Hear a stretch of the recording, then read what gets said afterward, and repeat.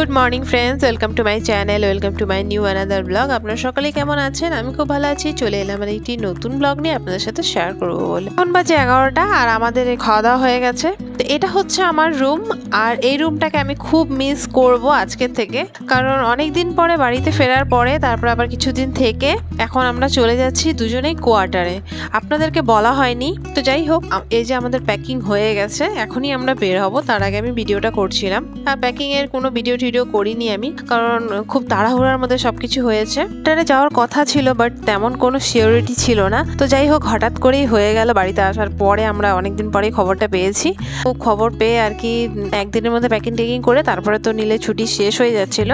তো আমরা 1-2 দিন আগেই চলে এসেছি, কারণ তাকে আবার জয়েনও করতে হবে ডিউটিতে, আর আমাকেও সবকিছু দেখিয়ে শুনিয়ে দেবে, কারণ আমি একা থাকবো, আমার সেটা ভয়ও লাগবে আর কি। আর এইভাবে আমি কখনো একা থাকিনি, তো আমারও আর কি একা থাকতে একটু অসুবিধা ফিল হবে, সেই জন্যই আর কি 1-2 দিন আগেই চলে এসেছিলাম। আর যেদিন আমরা এসে আর কোনো ভিডিও করতে পারিনি। বিছানা সেট আপ করতে, ঘরটা ঠিকঠাক করতে আমাদের সময় লেগে গেছিলো, তারপরেও গোছাগুছি হয়নি। আর পরের দিন এই যে আমি ভিডিও করছি, আমি কোয়ার্টার থেকে ভিডিওটা করছি। আর কালকে এসে কিছুই করা হয়নি, খাওয়া দাওয়া করে একটু রেস্ট করেছিলাম, আর ঘরটা মোছামুছি পরিষ্কার করতেই সময় লেগে গেছিলো, সেই জন্য কিছু গোছাতে পারিনি। সকালে রুটি বানিয়েছিলাম, সেটা খেয়ে তারপর রান্নাটা করে নিয়েছি। রান্না করে খাওয়া দাওয়া করে এই যে এখন গোছাতে লেগেছি আর কি। কালকে যখন আমরা এসেছিলাম, কালকে আর আজকে এত গরম, বাপরে বাপ, বলা যাবে না যে কি পরিমাণে গরম দিয়েছে। আর আমাদের ঘরটা হচ্ছে একতলা, এত গরম, রাত্রে তো আমি ঘুমোতেই পারিনি গরমের চোটে। তারপরে এখানে না প্রচন্ড পরিমাণে মশা।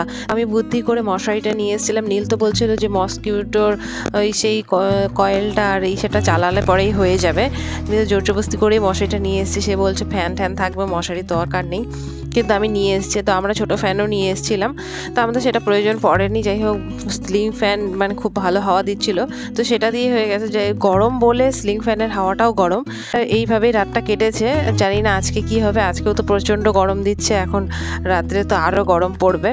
আর এক ছাদ হলে কি হয়, উপর থেকে প্রচণ্ড পরিমাণে গরম পড়ে, আরও বেশি গরম লাগে। সারাদিনে তো যেভাবে হোক কেটে যায়, কিন্তু রাত্রিটায় প্রচণ্ড গরম পড়ে, প্রচণ্ড গরম, যেটা বলে বোঝাতে পারবো না। যারা এক ছাদওয়ালা বাড়িতে থাকো তারা তো জানোই। এখানে আমি অনেক কিছু জিনিসই নিয়ে এসেছি, আমার যেগুলো রেগুলার ইউজের জিনিসপত্র আর কি, সেগুলো তো আমাকে দরকার পড়বেই, তো সেই জন্য আর কি নিয়ে চলে এসেছি। আর বাড়িতেও এমন অনেক কিছু জিনিসই ছিল যেগুলো এক্সপায়ারি হয়ে যাচ্ছিলো। আমি তো আর আমার বাড়িতে কিছু নিয়ে যাইনি, কারণ আমাদের বাড়িতে সব কিছুই আছে, আর বোন থাকে, তো আমার সেগুলো দিয়ে হয়ে যায় বলে আমি কিছু নিয়ে যাই না আর কি। তো বাড়িতে এসে দেখি আর কিছু দিনেরই বাকি আছে, যেমন গোলাপ জলটা, তেলটা, তো এগুলো আর কি নিয়ে চলে এসেছি। আমি জিনিসগুলো তাড়াতাড়ি ব্যবহার করে নিতে হবে। আর হচ্ছে যেগুলো নিত্য প্রয়োজনীয় জিনিস, সাবান টাবান যা ছিল আর কি, সেগুলো নিয়ে চলে এসেছি। কিছু কাপড় জামা নিয়ে এসেছি। নীল তো কিছুই নিতে দিচ্ছিল না, বাসনপত্র যাই হোক কিছুই নিতে দিচ্ছিলই না। যতটুকু প্রয়োজন, দুটো মানুষ থাকবো বলে দুটা করেই, তা আমি একটু চুপচাপ করে নিয়েছিলাম। সে নিতেই দিচ্ছে না কিছু। যদি দরকার পড়ে নেহাতি, তাহলে সেখান থেকে নিয়ে নিব, না হলে দরকার নেই।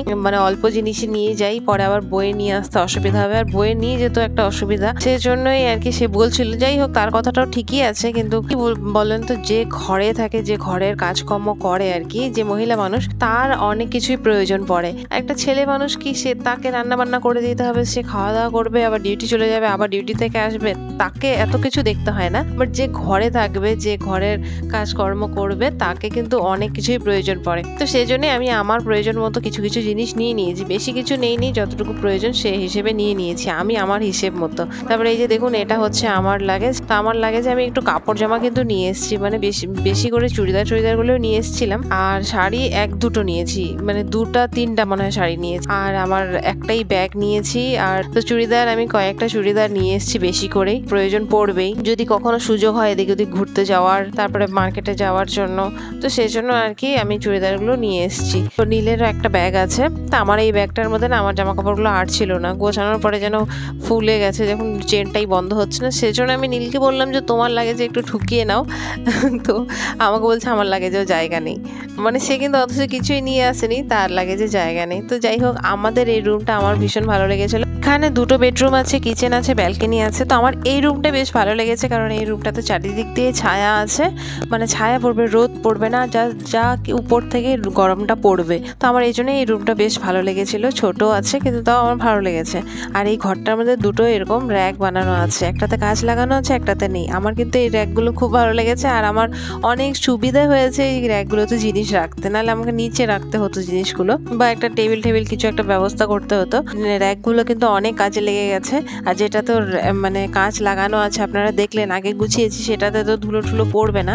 আর এই র্যাকটাতে আমি কিছু কাপড় জামা রেখেছি, যেগুলো আমার রেগুলার ইউজ আর কি রেখেছি, আর নীলের যেগুলো রেগুলার ইউজ হয় সেগুলো রেখেছি। আর তার বর্দিটা তো তাকে ঝুলিয়ে রাখতে হবে, কারণ সেটা প্রেস করতে হবে, সেজন্যই সে ঝুলিয়ে রেখে দিয়েছে। তার যতগুলো বর্দি আছে সব হ্যাঙ্গারে করে ঝুলিয়ে রেখেছে আর কি। তো এখানে আমি যে খাওয়ারগুলো বাদাম টাদামগুলো একটু প্যাকেটে মানে কৌটোতে ঢেলে রাখছিলাম প্যাকেট থেকে। এখনকার মতো আমার কিন্তু গোছাগুছি হয়ে গেছে, আর বাকিগুলো কালকে করে নেব। এখন একটু রেস্ট করব, আর নীল এখানে বসে নিজের কাজ করছে। তো চলুন, ব্লগটি যদি ভালো লেগে থাকে লাইক শেয়ার কমেন্ট করবেন।